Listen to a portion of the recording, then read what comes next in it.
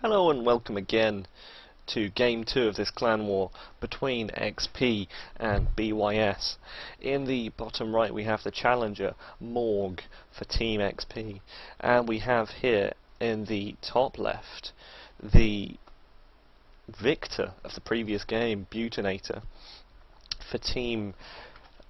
what was it again? Something YG.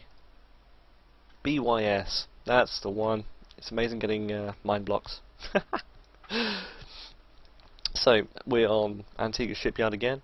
This map almost favours Terran slightly, because it's incredibly hard for Zergs and for any race to get a third base. Sorry, a fourth base. Because you can't really take it here, because units are able to shoot down from here and there's so many different attack paths. You can't very efficiently take it here because there is, again, it's almost the same rush distance from their main to this base as it is from your main, even if you break down these destructible debris. This leads lots of people actually to take their fort expansions in slightly what you might consider ninja positions, simply because it means that if you attack my base, then I get to kill. Then that means your army is out of position, so I get to kill you through counterattacks. However, lots of people just settle it in a 3-base match.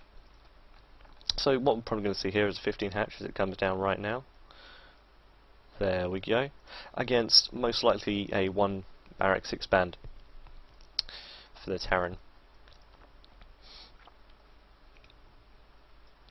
The standard the moment, well, the standard used to be a couple of weeks ago, the Terran would 1 rax expand, then they would do some sort of timing push between 9.5 minutes and 12-13 minutes, and that depended on the strength of the push and all that jazz. But unfortunately, the Zergs were incredibly quick to realise how effective Queens were in defending the very early pushes, so maybe pushing out with 3-4 to Hellions. So they made Queens to defend that, went on to a very quick third base, which allowed them to get an incredibly strong economy, so that for the timing push at this 11-minute mark, they were just able to make Zerglings, Banelings, Infestors, and just crush it. So that's led a lot of Terrans, in fact, to make Banshees and drops, and instead of similar things, or even going for a triple command center before even like gas or something, just to make them have a similar economy to the Zerg, because it works almost similar to Zerg vs Protoss, where you make a hugely strong economy, the Zerg does, then the Protoss, or in this case the Terran, tries to pressure that and stop them from being able to go onto the hive tech so quickly, and to kind of punish them. So what we see here is a reasonably timed 2 gas, and it looks like it's going to be reactor Hellions coming out. Could be 2, could be 4, could be absolutely tons. The way you'll probably judge that as to whether they're going mech or not is with these 2 gas geysers. They'll be incredibly quick. Or it could just be some light harassment coming out, which will then be followed up either by a timing push or by a third base, or tech, or some similar play.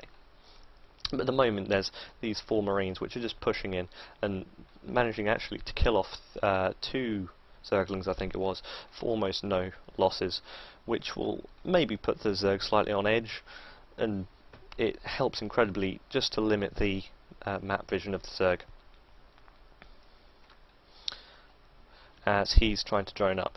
I'm almost surprised that he hasn't taken this third base, because that's a very strong push, because the Terran is so unable to do any real harassment to it, considering that he's only got a very small number of units, like these 4 Marines.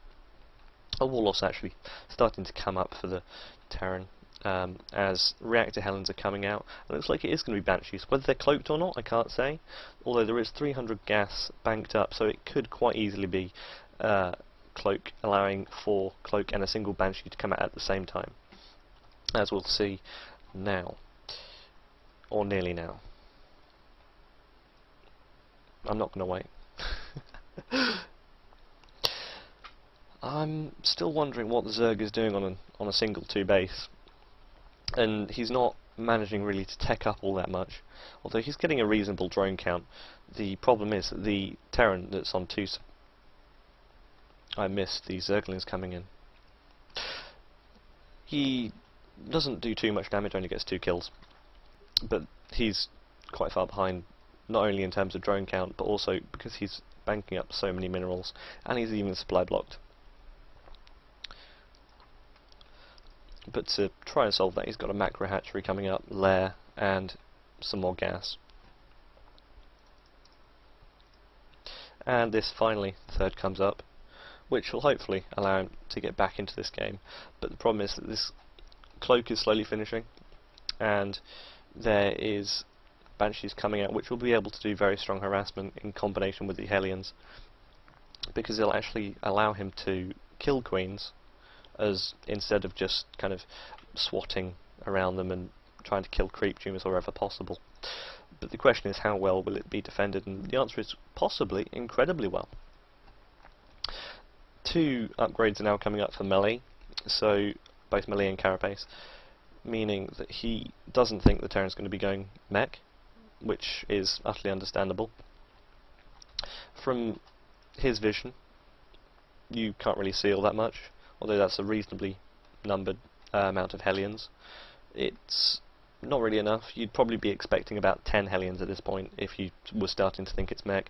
The Hellions, though, have been caught out of position, and they're just being wailed upon by the Zerglings, managing, I think, to kill 2, as this Banshee is flying in and out, doing a little bit of damage to this hatchery, which is actually nearly 500 health down from where it wants to be.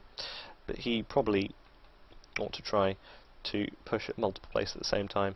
But that's very bad, as the Banshee runs straight past and the Queens are able to do nearly half damage without doing whatsoever anything to them.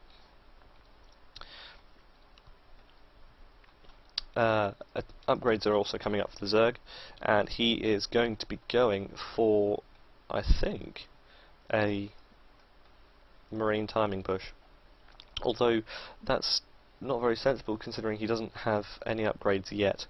But Cloak's actually been revealed by the Zerg, and he still doesn't have any kills, although he's going to start managing to get a couple with this Spore Crawler not yet completed.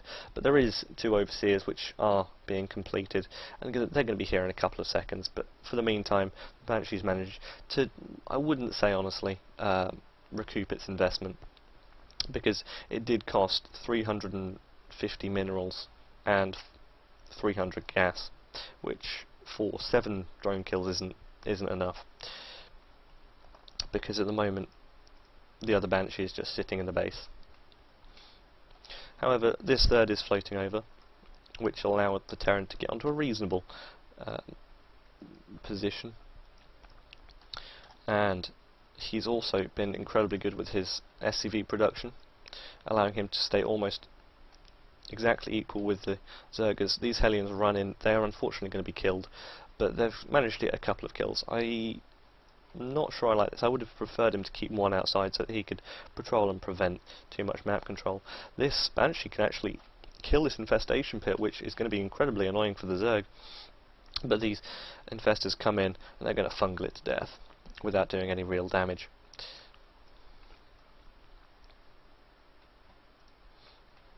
So it looks instead that the Terran is going to be going for a standard marine tank play.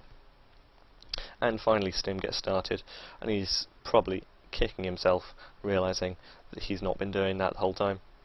The Zerg's probably going to start wailing down on these destructible debris, so that he's got an extra path into the Terran space.